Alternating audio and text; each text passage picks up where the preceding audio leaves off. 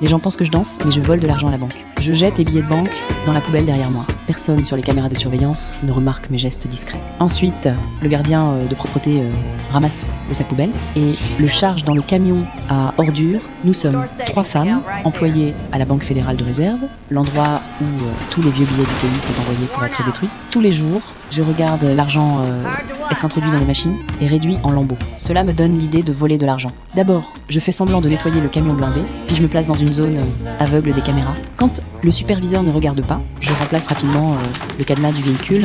Alors que tout se passe bien, je tombe sans prévenir. Le bruit alerte immédiatement le personnel. Heureusement, mon jeu d'acteur est très convaincant et tout le monde baisse sa garde. Je pousse mon chariot de nettoyage pour rejoindre Emma, ma coéquipière chargée du transport de l'argent. Je lui donne discrètement le numéro du camion au cadenas changé, 4937.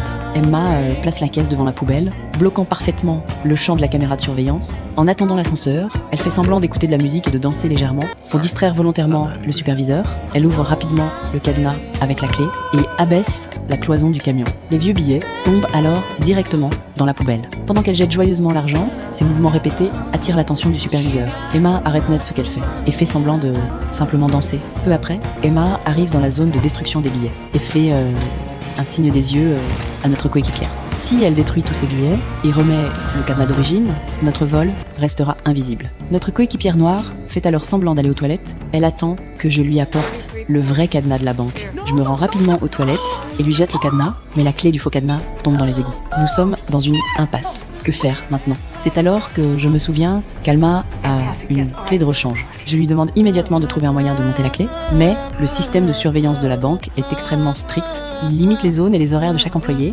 Même les pauses toilettes sont surveillées en temps réel. Emma ne peut pas accéder à la zone de destruction pour l'instant et notre coéquipière est sur le point de détruire tout le chargement. Le faux cadenas est en place. Sans sa clé, elle ne pourra pas remettre l'original et les superviseurs découvriront notre vol. À ce moment, Emma a soudain une idée. Elle cache la clé dans un chewing-gum et prévoit de la faire passer par l'ascenseur. Mais 2 employés se trouvent dans l'ascenseur. Emma fait semblant d'être très en colère et jette opportunément le chewing-gum dans la cabine. Quand l'ascenseur arrive à l'étage de destruction, je m'empresse de récupérer le chewing-gum. Grandissez un peu. Je ne suis pas votre bonne personnel. Pendant que les 2 employés sont encore abasourdis, j'ouvre le chewing-gum et récupère la clé. Je pousse rapidement mon chariot vers la zone de travail, mais à cet instant, le superviseur remarque le comportement étrange de notre coéquipière. Il veut procéder à une inspection.